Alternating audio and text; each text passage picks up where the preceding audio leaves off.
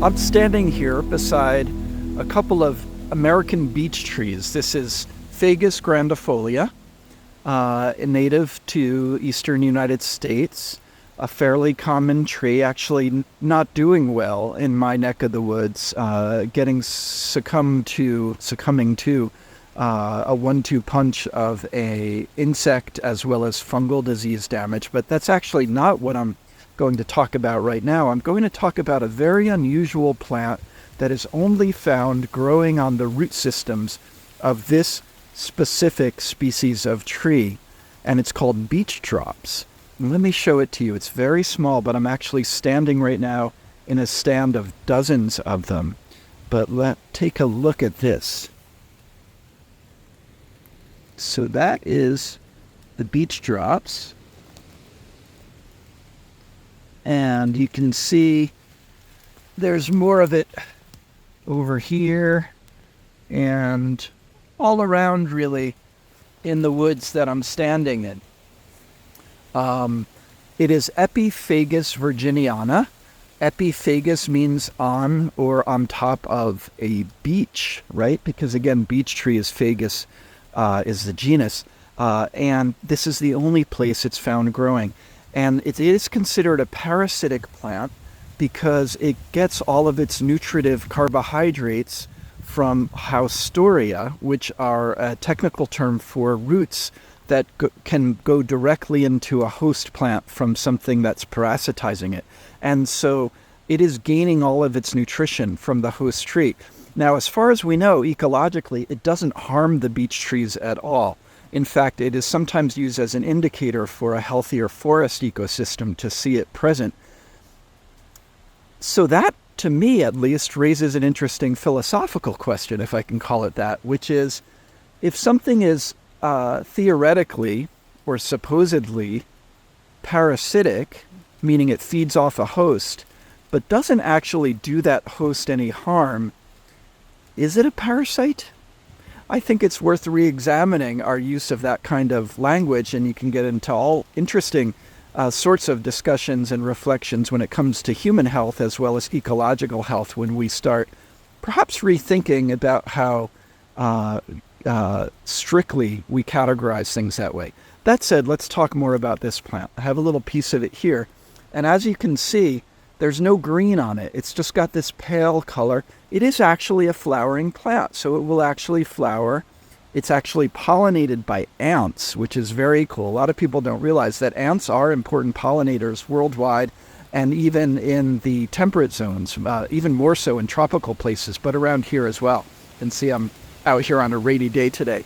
And so this is an interesting little flowering plant. It doesn't photosynthesize at all. When you see green, like these beautiful leaves above me, that's because you're seeing photosynthesis in action, right? You're seeing plants inhaling, if you will, mostly through their leaves. They're taking in through the stomata in their leaves water vapor and carbon dioxide, and utilizing the energy encased within photons of light, that's where the sunlight comes in, to break apart these molecules, because it takes a tremendous amount of energy to break apart molecules and rearrange them, and rearrange that water vapor and carbon dioxide into oxygen and carbohydrate. And then there's some exhalation, if you will, of water vapor as well into the air along with the oxygen. And that oxygen, of course, we're breathing in along with our fellow animal species, and breathing out the carbon dioxide in a regular physiological maintenance of the atmospheric composition of gases. But there are some plants that just don't photosynthesize. Photosynthesis is not a integral, non-negotiable part of the definition of a plant. And in fact, it's bacteria that first photosynthesized on the planet Earth, and chlorophyll produced by chloroplasts, which are actually descended from ancestral bacteria, just like mitochondria. These plants actually that don't photosynthesize, and there are about half a dozen in my region, for instance, they're less rare than people think, although they're on the rare side, are actually descended from plants that did photosynthesize. So there isn't a entire branch, for instance, of the plant kingdom, if you will, that doesn't photosynthesize. These are just plants that have decided to do without. This is an interesting plant. I would never use it as medicine because even though it can be abundant, it is still small. And I think we could easily overuse it if we started using it. And the things that are historically that it has been used for, we have other remedies for. And you actually have to go out of your way to kind of look into any traditional uses or herbal uses for this plant. But just to share some with you, it is an astringent. It is also quite bitter.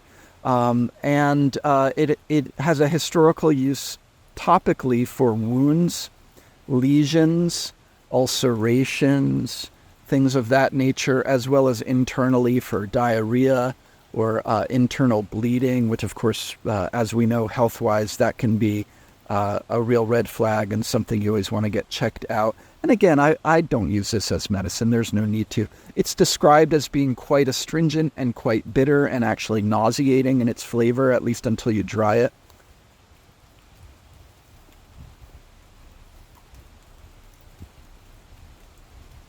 The astringency hits first, the bitter second, and the irritating, nauseating maybe third. Not going to win any flavor contests, but mainly we're just leaving this beautiful, interesting little plant alone and enjoying getting to learn about it.